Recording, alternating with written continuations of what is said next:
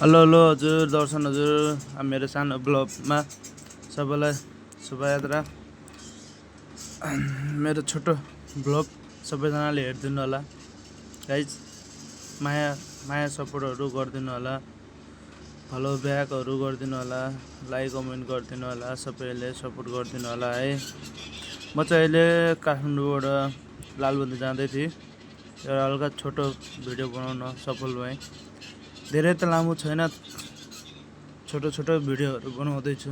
भर्खर सुरुवात गर्दैछु भिडियोहरू बनाउनलाई, हरेक कुरामा गर्दैछु हैन। यस्तै हो हामी गाइडलाइनको जिन्दगी। मेहनत गर्दैछु,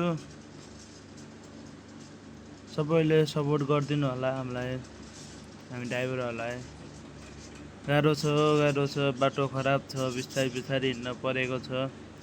हामी अहिले तराई लालबन्दी जाँदैछु गाइज। यो मेरो लालबन्दी समयको भिडियो हुन्छ। धेरै त लामो त राख्दिनँ, हल्का छोटो लामो छोटो राखेको छु। सबैले सपोर्ट गरिदिनु होला। अहिले हामी भगवन्ती बेसीबाट तल आइसकेको छु। हामी एकछिन रोकेको थिएँ, यहाँ के काम थियो त्यसैको लागि रोकेको थिएँ, हल्का भिडियो लिएँ अरे। यस्तै हो, अब हामी निस्किने टाइम भयो। राम्रो ठाउँ छ यो, एकदम डाँडा पाखा, खोला नदी, बबाल छ यो ठाउँ। बिपी हाइवे हो, बिपी हाइवे हुँदै हामी जाँदैछौँ लालबन्दी। अन्त्यसम्म हेरिदिनु होला भिडियो हाम्रो। अहिले हामी चाहिँ यहाँ सेतीदेवी माता भन्ने ठाउँ आइपुगेको छु। यो त ठाउँ हजुरलाई थाहै होला, हाम्रो सेतीदेवी माता भनेको एकदम चलेको मन्दिर हो, ऐनावाला ठाउँ हो हाम्रो यो। बिपी हाइवेको सबभन्दा राम्रो मन्दिर, शक्तिवाला मन्दिर भनेको यो हो हाम्रो बिपी हाइवे। सबैले दर्शन गरिदिनु होला। यस्तै हामी जाँदैछु, हामी मुलकोटबाट अगाडि बिपी हाइवे हुँदै हामी लालबन्दी जाँदैछु।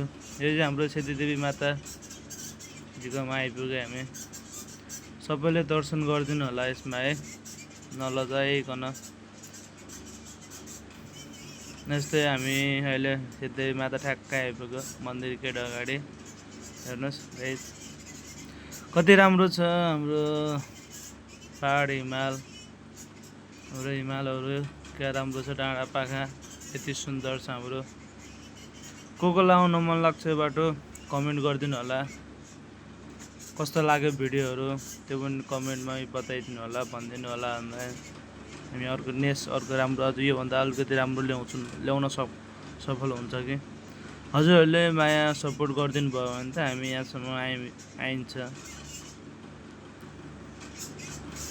हामी अहिले यहाँ आइपुग्यो सेल्फी डाँडा, हाम्रो सबैभन्दा ठुलो सेल्फी डाँडा भन्ने ठाउँ हो यो। सेल्फी डाँडा आइपुग्यो, हामी सेल्फी डाँडाबाट जाँदैछु। हेर्नु कति राम्रो छ हाम्रो नेपालको पहिचानै भनेको यही ठाउँ हो, सेल्फी डाँडा। हाम्रो सिन्धुली पुरै सेल्फीबाट फोटो खिच्दाखेरि हाम्रो सिन्धुली पुरै देखिन्छ सेल्फी डाँडाबाट। यस्तो हामी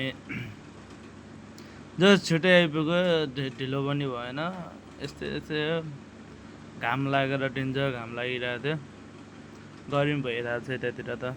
काठमाडौँबाट आए त चिसो थियो, अहिले त यहाँ त पुरा गर्मी भएको छ, पुरा एकदम बवाल गर्मी भइरहेको छ। त्यो पनि चिल गर्नै पर्छ, के गर्नु। यस्तो हामी ड्राइभरको जिन्दगी, कहिले चिसोमा बस्नुपर्छ, कहिले गर्मीमा बस्नुपर्छ, कहिले तातोमा बस्नुपर्छ। यस्तो हामी चाहिँ यहाँ आइपुगिसक्यो।